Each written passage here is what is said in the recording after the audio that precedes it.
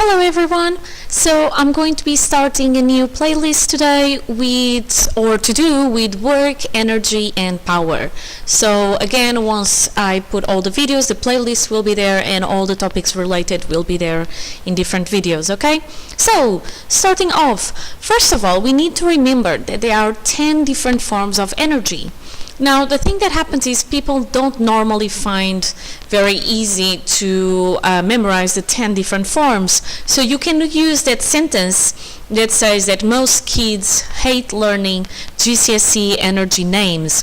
Now, I know many of you are not learning GCSEs at the moment, but what happens is if you learn that, which you would have learned in GCSEs, if you remember that sentence, you will realize that each letter at the beginning of each word is going to stand for an energy type. So M of most is magnetic, K of kids is kinetic, hate stands for heat or thermal energy, L of learning is for light, G from GCSE is gravitational potential, C for chemical, S for sound, one of the E's for elastic, the other E for electrical, and finally the N of names for nuclear, okay?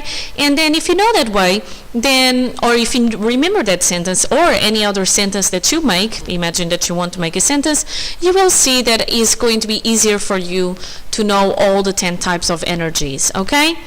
Now, what happens is energy is always being transferred, okay? So it's going from one form to other form, another, just one or several forms, okay? And then some of this energy, as you may remember, is useful, meaning that it goes into the form that we want, and some other energy is wasted, or cold, or we say is wasted, which goes to a form that we don't want, okay? However, whatever happens, energy can never be created or destroyed, okay? It is simply transferred or converted from one form into the other. And that's the principle of conservation of energy, okay?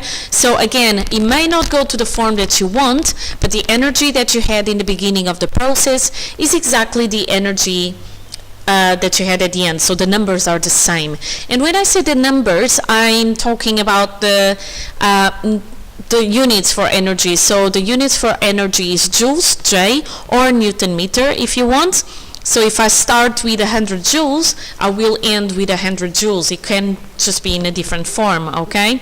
But if I add all my output energies, it's going to be the same as the input energies, okay? Now, energy transferred is the same as work, and sometimes that's something that people find it difficult because there may be a question where they ask you about the work done and you just know the energy transferred, or the other way around, there could be a question where they give you force and distance moved and they ask you for the energy transferred. So the first formula I'm going to tell you is this one that says that the work done in joules equals the force in newtons times the distance moved in the direction of the force, and that distance needs to be in meters. Now, it's very important that you remember that that distance is the distance moved in the direction of the force, okay? So, for example, if I would have this truck here and a person would be making a force horizontally to the truck, it would be the force times the distance moved in the direction of that force, okay? Now, if my force applied has an angle, like this guy here, okay, with the red arrow showing a force that is being applied to a certain angle, then you want a component of the force that is in the direction of the movement. In this case, I would say that the work, W, equals F times D, the distance moved, times the cosine of the angle. Obviously, if I wanted something to go up, it would be the sine of the angle, okay? So, if my angle is 0, so if I have no inclination whatsoever, then the cosine of the angle is the cosine of 0, which is 1. So the work that I do is maximum. So if I apply my force exactly at the same direction as the distance that I want my object to move, I get the maximum work. Now, if I would do the force perpendicular to where I wanted the object to move, then I would have an angle of 90 degrees, and the cosine of 90 degrees is 0, so that means that the work done is 0. So if the forces are perpendicular to the direction of the motion, then you have no work done, okay? Now, I can also use force distance graphs to figure out the total work done, because the area under the line of a force distance graph represents the work done. And I have here two examples. For example, in the first one is a very simple graph. I have a constant force that is being applied over a certain distance. So my work done is going to be the F, the force, times D, the distance. But because sometimes in physics you will see S for distance, which is the space that you moved, then I can also say work done equals F times S, okay, where S is for that distance that you moved, okay?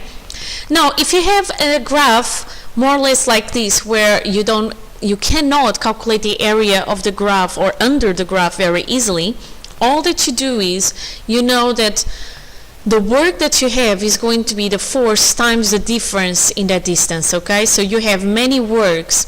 You have the work done in this distance plus the work done in this distance plus the work done in this distance.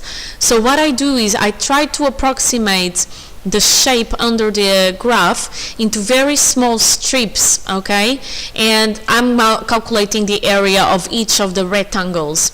And then sometimes, of course, I'm going over the rectangle, other times I go under, let's see here, for example. But overall, it will give me an approximation of the number for the work done, okay? So the work done, the total work done, is going to be the sum of all the work done in each of the strips, okay? And again, I'm going to make tiny strips for small distances, delta S, so for small changes in distance. This is because I don't have a function, I don't have the equation of the line that I could just simply use an integral to figure out what would be the work done, okay? So that's how I need to do it. So that's for the second graph. Now, another application or direct application of work being the area under the graph of a force times the displacement or the distance moved in the direction of the force is actually Hooke's law. You learned before that in Hooke's law the energy that is stored is 1/2 times the force times the extension, where the extension we call it as delta L. Now, if we just think about it, I have a force and distance moved in the direction of the force graph. So if I want the area of the graph, which will be giving me the work done, I do the height times the base, so the height times the base, and because this looks like a triangle, I need to do 1/2 times that, because two triangles make a full square. So I do 1/2 of the height times the base. So that means that I have 1/2 of the force times the extension. So work done gives me the same as the formula of energy stored, which is 1/2 times the force times the extension. So this is another example, or another proof, if you wish, of that work done and energy transferred, or stored in this case, are exactly the same, okay? And then Hooke's law, many times you get it as this formula that is here that says force equals K times X, where F is the force that you apply on the spring or the rope, whatever you're using, equals the K, which is the spring constant. And as you can see, there is this factor here in the K, and then times the X, the extension of the spring. Sometimes you will see it as delta L, other times as X, other times as E. It doesn't matter as long as you use the right one, okay? So that is it for today for work done and energy transferred. I hope it made sense. So until my next video, be happy and healthy. Bye!